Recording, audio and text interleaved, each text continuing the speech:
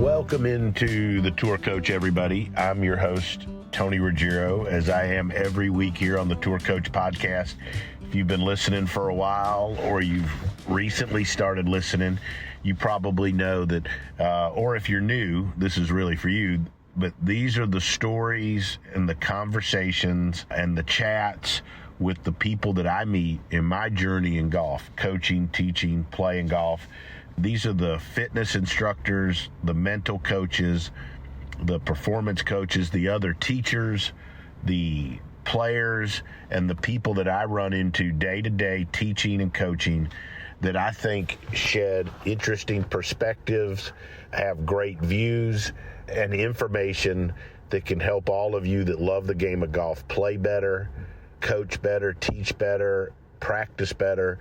It's all in an effort to give you the best information. So hopefully you like these conversations here on the Tour Coach.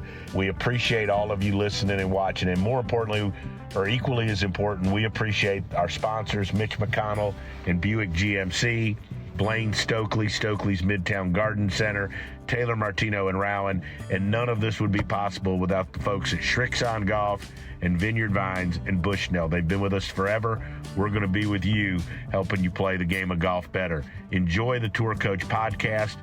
Go find us on YouTube, DewsweeperTV. Follow us, like us, comment. Hi, so joining me here, we're not live because we didn't want to totally venture into the live realm tonight. I don't know why. A lot of it was because we couldn't figure out how to work the microphones on the YouTube part. But back here at the golf dorm down here at PGA, which is a very cool place to be. Luke Guthrie down here getting ready for Q school, but playing in a minor league. Good, we did. Might argue 15 of my better minutes of work tonight. That was solid. Pivot pack. We're going to get you. I'm getting you one out of my suitcase tonight. The best players in the world. And this is the second or third time I've said this on this podcast, but the best players in the world are all using the pivot pack. Will McFadden getting ready for Q school, right? Yes, Your first real venture into Q school. Right. And me, who I actually do feel like I've lost some weight through here because I just took my Moonjaro shot or Moonjaro or whatever it's called. Feeling great. I'm feeling good, having some wine. First, before we get into the golf, I do want to discuss the fact that there's nobody that's more Midwestern than you. We did discuss. Fair. Do we not think he's the prototypical Midwestern? He never says anything mean, anything bad. He likes Culver's. Culver's is delicious. It's kind of Wisconsin, a little north for the Illinois boy, but I mean, it's delicious. So it's north of you. Yeah. I did not know that. It's a Wisconsin kind of thing. Like they got cheese curds in there, and everybody loves their cheese curds. Yeah, We've got one in Mobile. We'll have to go check it out. We should. I've never been. I know there's that one right by the Fresh Market. Culver's is crushing it. Yeah. You want to get in on the Culver's right now. All right. So Dew Sweepers are all. And look, if anybody with Culver's, like in an influential position, is listening to this and wants to sponsor this, look, we've had Epic Western. They're still a big part of us. We just didn't have any to drink when we were doing this. So we went with red wine from, I'll tell you what, I'm going to give a shout out to Owen Bousman and his mom from California. This is the bottle we're drinking from in here. It's delicious. Very good. So let's talk about Q school. And somebody asked me the other day, do you go to Q school? And I said, hell no. That's the last tournament I ever want to be. Stressful. Because there's nothing I can do that's worth the shit, right? I'm going to start with you. You've been before. You've made it before. You've been to the highest level and you're back and you're climbing your way through. You're exempt through the first stage, going to second stage. Yep. I want to ask you, what are your thoughts to prepare going through? And then what is some advice you give to Will who's going through it for his first time? Because one of the cool things, and we were sitting in there joking, other than the fact that I thought you should have given me my Moonjaro shot in the butt, and you didn't, and I'm a little bit. I offered as long as it was not north of mid-thigh, and you didn't agree. So look, if anybody's out there doing Moonjaro shots, come see me. But anyways, seriously, it's been fun watching you two guys the last couple times, and I know you guys are out there on the putting green. I love the whole guys have been out there and the guys coming up and the guys bonding. we don't pat ourselves on the back very often, but I do think that's a cool thing of how everybody hangs out around here. Sure. And I think that's a really cool thing about what's building in Old Palm. One of the things that I know Mark and I are most proud of is we've had a bunch of good young players and guys like you, Luke, coming back, working, and it's created a very cool culture and atmosphere that I know I strive to provide. So talk a little bit. What are you thinking about? How are you preparing, if any, different than anything else? And what the hell would you tell Will McFadden? Yeah, I mean, obviously, Q school is probably the most pressure you feel. I think the hardest round of golf. I think you could ask. I think Scheffler even referenced this lately. Like final round of second stage might be the most pressure round of golf in professional golf. I mean, obviously, like final round of like Masters and all that stuff, but like final round of Q school, second stage, and for first stage, super hard too. But like, it's just like you just gotta like put your head down and just play. I feel like for sure like 63 golf holes of just like not paying attention to anything, just doing your thing, be confident in what you're doing, take care of every easy thing, just no bogeys, best you can, birdie the par fives, make it as simple as you can, and then if you come 9 holes left, like what do I got to do? Hopefully it's cruising to the house. It's now you get something for winning second stage. I think you get status. So there is a purpose to win, but normally there's which not. I think's better, right? Advance. Because I think that whole like where it used to be, you just had to make it. Nobody got anything. I think that's different than you guys ever play for. Normally you're playing a golf tournament to win. Yeah. Or trying to make a putt to make an extra grand, or whatever. But like going and playing for nothing, that's a funky deal. It's weird, right? And like it's kind of nice that they're doing that second stage because that'd be huge coming down the stretch and like you're one back and it kind of keeps you on the gas pedal because I think that's the hardest thing is when you know you're kind of probably inside a mark and you start playing a little defensive and you're just like don't make mistakes and it's like balancing that because you can't be reckless but like still like being aggressive to conservative targets, whatever you got to do. It's just such a mind game. It's like I haven't played a ton of match play, but I feel like it's a little more like that. It's such situational golf. Great. So, like, are you looking at the leaderboard after each round and really trying to figure it out, or are you really just trying to play your game for the first? I try to like take a quick holes. glance after each day just to keep track, but then I do my best to just kind of have a number predicted, and then just like. How close are you normally on your number you predict to what? I struggle at like before the first round, but after the first round, I feel like I know pretty good, and you can see the weather coming or whatever. People normally get a little more tight the last round. So if 3 under's your number, after the first day, if that would be, you can probably think 12 is obviously good, but 11, 10, So it's kind of nice to know where you don't need to panic if you shoot 2 under the first day. It's like just keep doing your thing and bank on a hot 9 holes. And don't be scared of a hot 9 holes. And then you get to cruise through. That's really cool. Yeah. And I think just from watching over the years, you see guys go out and shoot themselves out of it in the first 18. And then you see guys that you watch veterans go out and they're hanging around just above or just below the number. And then the thing keeps going on, they keep working their way up, right? That's what I see. And guys that know that if they don't go a little worse than this on the first couple days, they're in the mix to play. Yeah. Kind of what you said, like one good 9 holes and it changes everything. That's the key. When I've like gone through second stage, I think I've gone through 3 times. By the way, this wine, Colleen Bozeman, is phenomenal. It's like smooth. It's very smooth.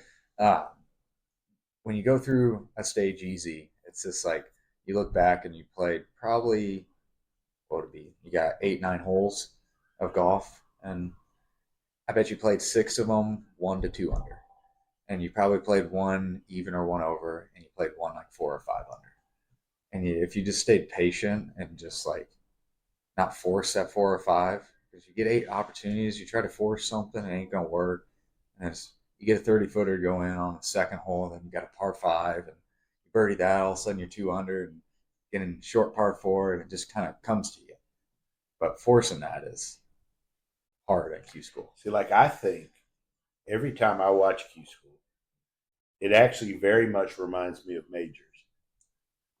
And when I watch it and I talk to players in it, it reminds me of Tigers, where he's, the point system he had, where if you play the par fives good, and you play the short par fours good, basically, and you don't make bogeys with wedges, and you don't three putt, like you're going to be in the mix, right?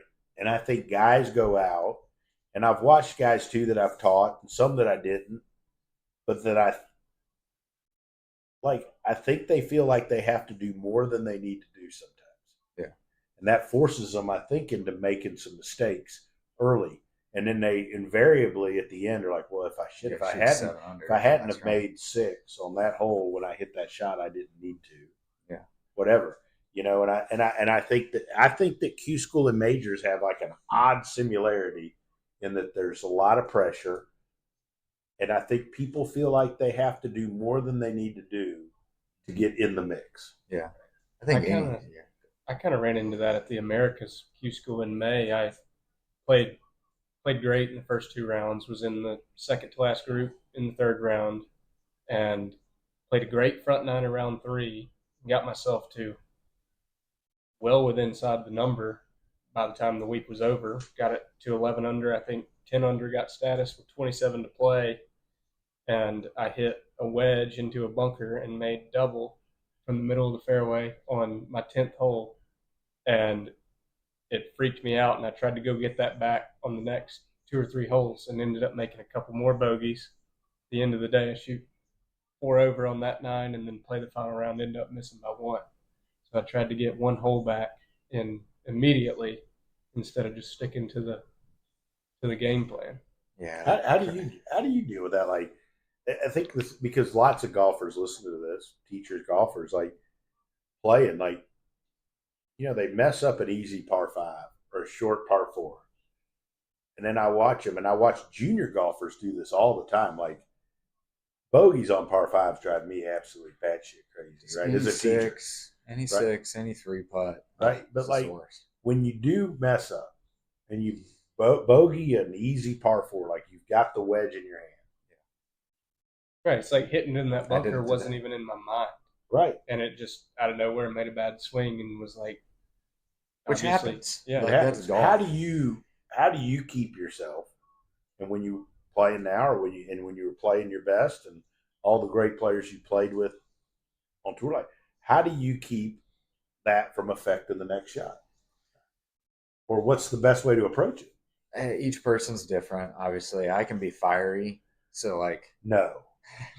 So like, if I try to act like fine and like back to equilibrium, that's probably when I'm going to make some more mistakes, actually, because really I'm pissed.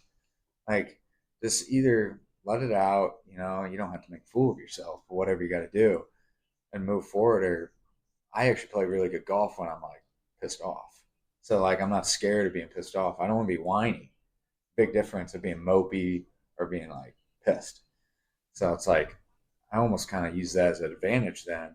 But as I've matured in the game, I would say I do a better job now of trying to get back on track. Like, I'll be more cognizant on that 11th hole of getting the ball on the green. Because when your mentality is just like hit a green, and you see how big a green is, if you have like an 8-iron, you're like, holy crap, I got that. But you see a pin tucked and you want to stuff it. Now, if you got a number and like the winds, I'm a cutter, if it winds down off right to, a easy pin, like, sure, knock it down kind of thing. But that helps me get going again. As I've gotten older in the game, like, I'm a lot better at that. Like, whether it's choosing a club on that next hole, my caddy once, I remember I was at the Valspar, number 10. I was hitting the shot up the hill, and like, it was like 100, called 67, back pin on 10. And you don't go over that green. Nope. And like, had 8-iron in my hand, wins nothing, picks up like right when it's my time to hit. I'm backing off. He can see me doing my little stutter step. Like, I want to hit the 8. I don't want to bring 7.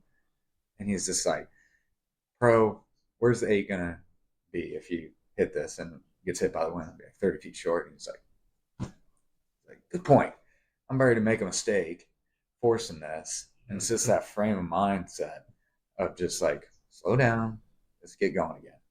And like, especially in Q school, like you're under control, making good aggressive golf swings. Things are going to be just fine. My old mentor used to say, amongst a lot of things, but that you want to make aggressive swings at friendly targets under pressure, right? And under conservative. And he did this thing one time I thought was amazing. I hadn't done it since. I hadn't seen anybody do it, but we took a group of golfers, different abilities out there for a thing he had going at Greystone in Birmingham, and he took all the flag sticks out. Yeah. And had people play 9 holes. How good did they play? And every one of them they shot 3, 4, 5 strokes better than their hand. It was bizarre. And I was, this was 20 years ago or whatever. I mean, I don't know what I'm doing now. I really didn't know what I was doing then, right? And, I was like, it's amazing. And to me, if you could play the first 36 at Q school without the flag in, what would you do? You'd be somewhere between 1 under par and 6 under par. Right? That's probably what you'd know. Like, and I think if you could go into that mindset, and I don't know lots, but I think from like you watch some of the best players, and like you listen to stuff Tiger said, and you listen to stuff other people I know that won majors. Like, I think that's the way you get yourself in position, right? And then you made a great point of being like, you get to a certain point where you can evaluate where you are and what you need to do, but you've got to get to that point first. That's what the whole first, whenever people start looking, whether it's 3 rounds, whether it's, I haven't played as well lately, but when I was playing really well, it was back 9 on Sunday. It's like head down. I don't care what's happening for 63 holes. And then you look up, if I got to shoot 7 under on the back 9 to maybe win a golf tournament, like, done that before. Maybe you take a little more risk. Sure, you want to do it, but you ain't gonna do that in the second round or the third round. That's what I think happens to lots of young guys. Not putting you in that mix, but like young guys get out there and then they make a mistake and they go to 1 over, and they're like, "Oh shit!" All of a sudden, right? And even like Andy's one of the best navigators around a golf course I've ever worked with. And we were talking one day about like the Liv's 54 holes, right? So he said like when he didn't get off to a good start early on Friday, you might feel like you had to force, and played really good the last few weeks. And one of the things he did was he started treating the Pro-Am on Thursday like it was the real first round, like with the caddy, the way he prepped and everything, turn it into a set, right? Yeah. And but I think that's like you don't have as much time. And so for people that are live bashers and all that stuff, like it's actually harder, I think, to play 54 holes, right? Because of whether a guy's the best player in the world or not, whoever's up. Like, if you don't get off to the good first 9 holes, it's hard. There's less room. It's like college too. It felt like in college every week, the person that won just got 36 holes first day, 18 holes the second day. It just felt like the guy that always won was the guy that just rode a heater for 36 hours. Like, feel. You only have 1 sleep in between the whole tournament. Mm-hmm. So if you roll on a heater, you just go win the tournament by 5. Yeah. So it's hard to play consistent golf and win. In college, I felt like for that reason, like you just always had 1 or 2 guys that just took off each week. And I think professional golf's much different. Q school's much different. I think both of those, they're much more about doing your thing over a period of time. Yeah. And and I think that's because the talent levels are so and on all the professional tours, for that reason. And so, even if you go out there and you blitzkrieg at the first 9 holes, like you got to know that there's other people out there that can do it. Yeah. What do you think? So from a golf game perspective, as you prepare, you said something to me in a text a few weeks ago about, hey, I'm comfortable I'm paraphrasing because I'm not photographic memory here, especially after this wine. But, basically I'm hitting the ball good again, comfortable with it. Mm-hmm. But my game's being a world-class wedge player and putter. Mm-hmm. I think it's important. How do you practice and prepare the parts of your game to get ready?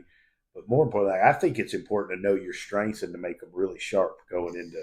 That's really why I'm down here right now playing this minor league, and it didn't go well today. But like, But you weren't like you didn't come in like a chunk of chicken wing at us or anything.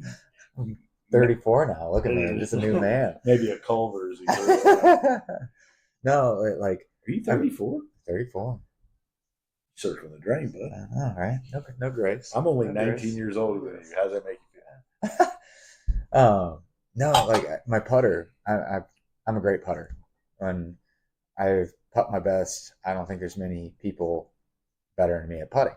And to be frank, I've putted terrible for a couple years, and I'm like just struggling to figure it out. So that's the main thing for me. Like you said, sharpening. If I feel like I'm putting well going into Q school, like, yeah, I'll be fine.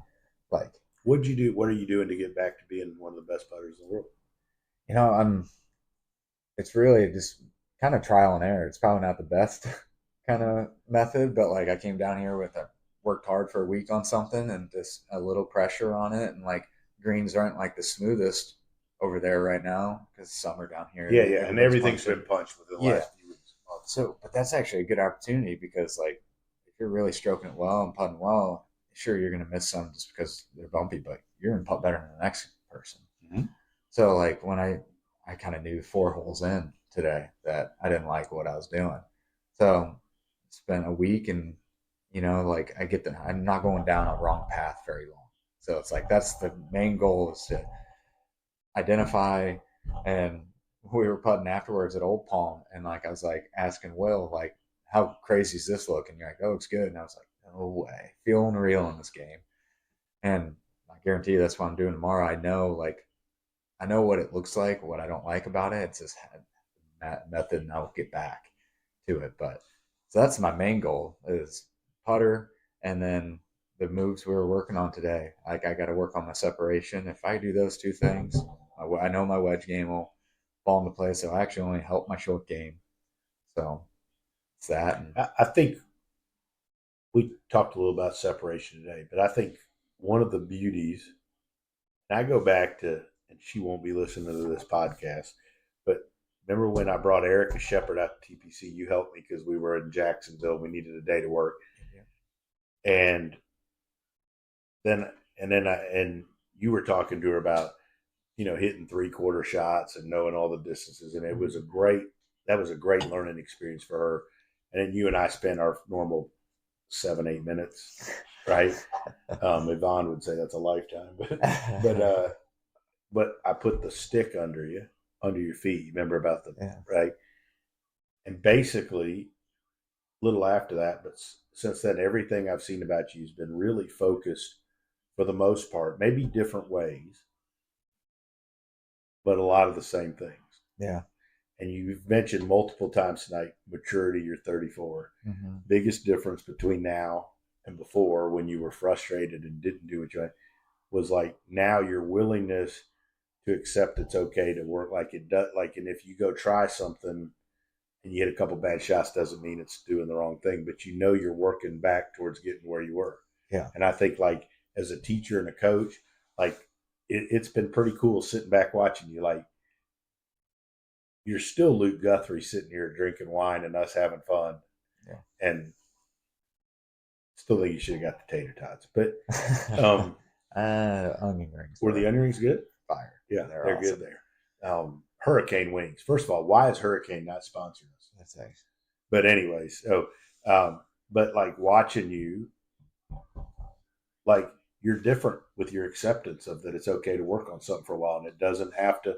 I think that's cool for him to see that, like to work on something, it doesn't have to just come right then. Mm-hmm. And one of the cool things about him is I like guys that are willing to work on things for a long period of time and understand. I think that's what it takes. Absolutely. I mean, you're not going to fix, I mean, just in general, like you're not going to fix a bad habit in 2 weeks. Like we were joking earlier, talking about like back in school, like the guys that would grind the week of the tournament, like ramp up their practice 2 or 3 days before the tournament. Like that's not when the practice is done. The practice was done 2 months ago for You for can the be in tournament scoring that's mode tomorrow. Right. 2 days out. Exactly. And I think being able to stick to the same stuff, it gives me confidence knowing that like I got to do the same thing every day, and if I don't do it, it's my fault, right? Like I've got to put the work in to do it, and it'll keep getting better. And not to harp on my round of golf, I was disappointed how I played today, but like I've been trying. I feel like there's everybody's so good now, in pro golf. It's like everybody does everything really good and like really happy with what's going on and like coming back to these, I would call it like a baseline, just like good. I'm like good at golf. I hit it pretty good, and like trying to find these little incremental gains like within that. That's like when you just notch above somebody and like you own that little flighted cut on the bear trap a little more than the next guy, and that all adds up in 72 holes. And clearly, I got a little off. Like just the 15 minutes today, my turn's not very good. Like I was kind of doing this at the top, but like now I don't freak out at all. I know just go home, get my baseline back going in the right direction. Because you've been there when you've sat there even when you weren't working on your game as a kid. You would be sitting in my teaching bay in Mobile, and like you'd watch all. But like the cool thing was like you did it 1 or 2 times correct. You go, okay, that's what I was doing, and then it was like, cool, I'm good, right? And it was like once you kind of felt it, and like the ball wasn't good, but the contact was. I remember the one ball went right, and I was like, I was about to say that wasn't bad, and you're like, nope, that's it. Like I know the ball wasn't good, but I just hit it right. Like right. You give me a bag of balls, I got that fixed. I want the motion to be like that. So yeah, it's just now it's time to go log hours. And I think as teachers, like our job with you guys, especially as you get older, is we're just like a set of eyes and a guide to help you get back, like especially for you to what you feel and what you know. And then every now and then a resource for you to say, I've been kind of feeling this. Does this make sense? Right? I mean, I don't think like we introduce ever anything. And I think if you go to a teacher at your stage and they tell you to do some shit you've never done, you probably should run, right? Yeah. And I think it's different bringing somebody young up, like we were talking to that kid on the phone, but like what with you, like shouldn't be about changing you. We should be just helping you find out how to get back to where you were, because you're one of the best players in the world. That was the session today. I think I hit one really nice one and the ball went straight. Because that's the one he went, oh yeah. That was it. That's what I used to do. But it's even better now. Like my motion's cleaner, but my contact isn't, I don't get my separation all how I used to do when I was 24. And it's 10 years ago. It's going to be a little harder now, but it's there. I can do it. But yeah, just to feel that contact, it's like, oh man, that's it.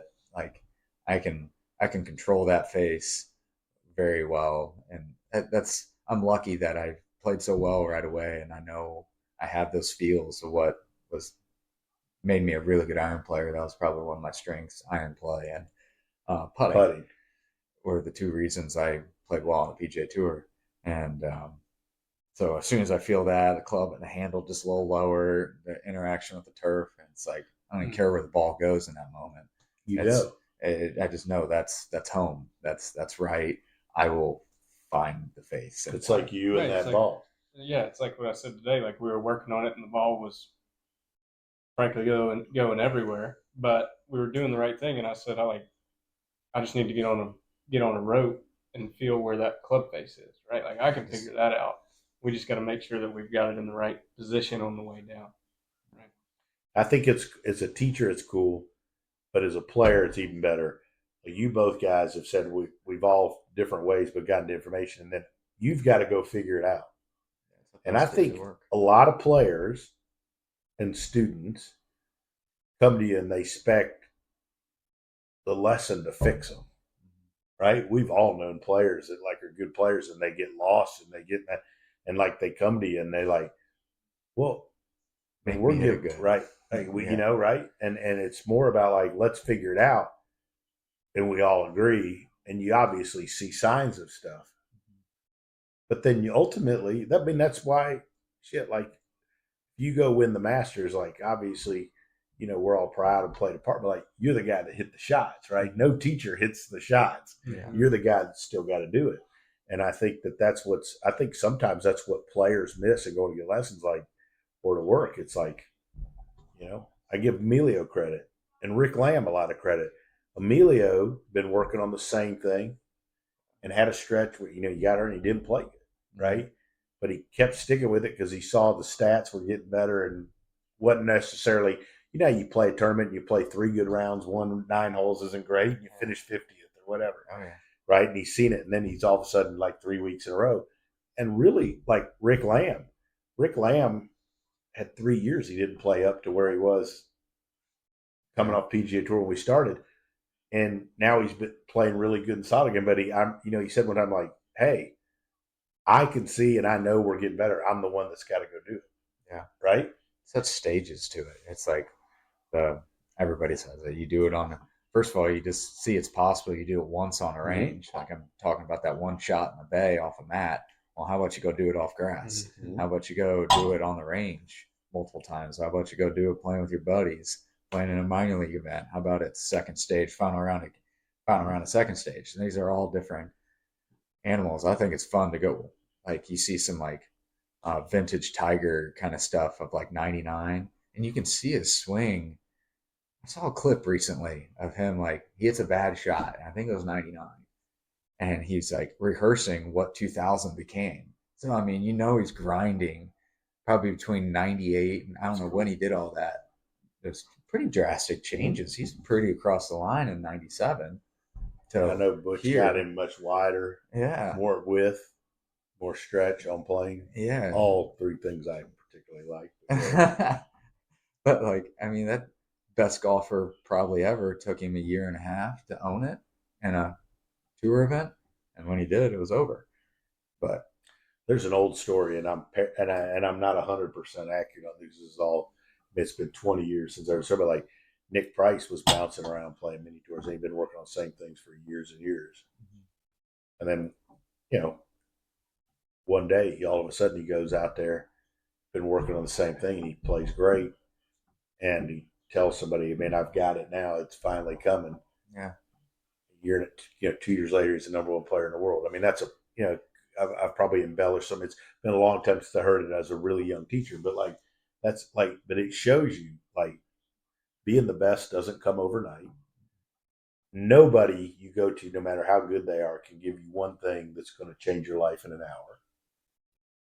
And it takes working on something a good while to have success. And more importantly, though, the one quality I listened to all of y'all and I was listening, like thinking about the stories, is those players believed that they were good enough and that they were on the right track. I know you've had dark days. Yeah. I don't think you've ever woke up and like when you hit a good go, like I'm not good enough to be one of the best players. Yeah, and like you bring up the Nick Price, I've never heard that. It's like he's number 1 player in the world. Obviously, everybody's in watching him hit balls. Like, wow, look how great of an iron player. I never got to see Nick Price hit balls, but people are going to see this. I'm pretty sure it's Nick Price. It was 20-something years ago. Hank told me the story. I can't remember. That's the gist. Okay, go ahead. I'm just giving that as a disclaimer in case some like Alexander Shinara somewhere is going to sue me. But if he wants to advertise, we'll take it.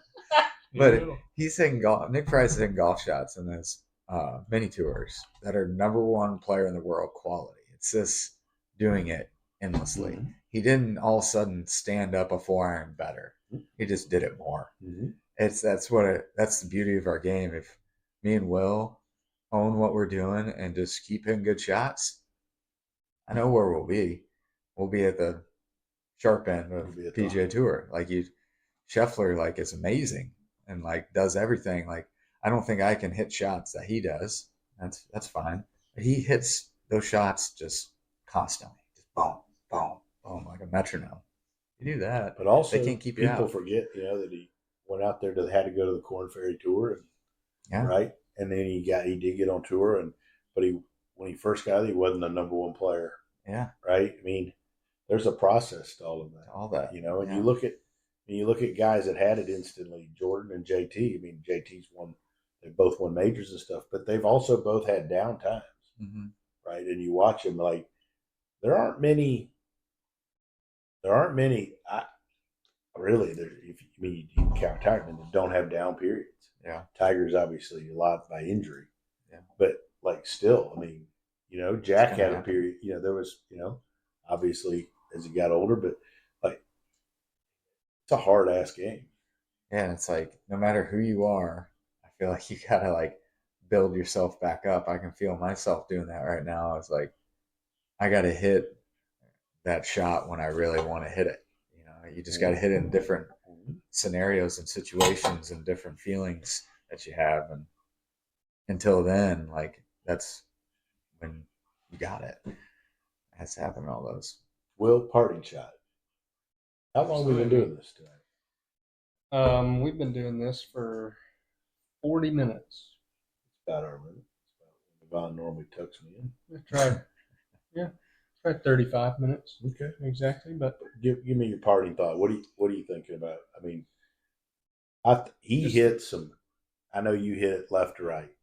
He hit a couple dead in the nuts bullet draws today that would have made your heart sing. Well, they would have. It feels good because I went probably 2 years where I hit it off the toe about every time I swung at an iron. And I'm not fired yet.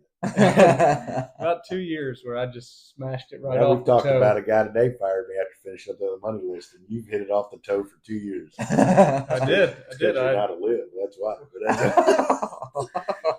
Had wear marks on the toe of my irons and just played it for 2 years, and now I got to where we figured out to where started hitting it out of the middle of the face, and that was thrilling. 2 years. That was thrilling to hit it out of the middle of the face, and now we're starting to draw it.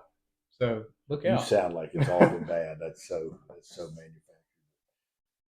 But no, again, but it's getting there, and I'm excited. I think just keep doing the same stuff we've been doing. I know I say that every time, but I mean it really is the only way. The only way to do it, in my opinion, is keep doing the same stuff until you're doing it every time. I'm going to tell you a trait that both of y'all have that I've seen in people that are great is that both of y'all take responsibility for what happens and are always like, I could have done this better or I should have done this better. I've never heard either of y'all, even when you said, hey, I'm going to go try to do something different, right? It's never been like, that we all know the player and the people that every time they don't succeed or don't get through something, it was, I got the bad draw. I leave this guy because he wasn't doing this or whatever, right? You take responsibility and accountability. And I think I really do think that's like, one, I think that's a rare trait nowadays, but two, I think that's like one of my favorite things when I evaluate a player that says they want to be good. It's like, even if they've come to me from another teacher, it's like the ones that come from another teacher is like, this guy didn't do this, this, and this, and this for me. Versus like, hey, you know what? I've been lost. I've tried a lot of things. I haven't been able to do this. I haven't been able to, right? Yeah. Like, I hear the difference in that. And I think the fact that, and I will shut up after this and let Luke say something smart, but I think the ability that, like, where you take ownership for yourself and accountability, I think is a big deal towards being successful in this game. For sure. Well, you said something one time that really stuck with me. It was a late night at Patches, but it was truly profound. You said, I forget who you were talking about or if you were talking about anybody at all, but you said, sure, I was talking about somebody. You said you don't just wake up one day and suck. And I think about that all the time. Like, if you go out there and play a bad round, like, you don't suck as a golfer. Like, just bad day, maybe you slept wrong or something. Like, you got to keep doing the same stuff. Like, you don't just get bad overnight. Like, you've got to put the work in to get it back to where it was. The best players to me, when it really comes down to it, have that attitude that they're one good swing, one good hole, one good 9 holes away from back to being wherever they're trying to be. Those are what, like, and it's amazing how short their memory is, right? And then the guys that maybe, like, they talk about how long it's been bad. I listened to you tonight. You never really talked to you like, I didn't play, but like, man, I'm back to doing it, right? It's always looking forward, never looking at all the. It is amazing. Like, yeah, the putting, I struggled on the greens today. And like I said, I was kind of trying something that I thought was right, but I don't think that's the way forward, and kind of got shown that today. But like just putting on the green tonight at Old Palm, and like just a couple putts like that were so good. And just the feeling you get, you're just like, oh, I'm never missing again. Yeah. If I can just do that, like I'm never missing. Yeah. Like that's it. But like that's a freaking crazy game that we play. Culver's free for the rest of your life. I don't know if that's a good thing. Not for your fitness. Guys, I'm sure we probably won't have us all again on till into Q school. Although you guys are always welcome down here at the golf dorm, where we'll have some Epic Western next time. I'll go to the store and get some. And they ought to just send us some here. I don't know why we don't. But anyways, Will, go kick some ass. Appreciate it. It's always a treat. You're Love the best. hanging out. He's the best hanging out. Guthrie, Sure. thanks for coming back, hanging out Of with us. course. You're the best. Always.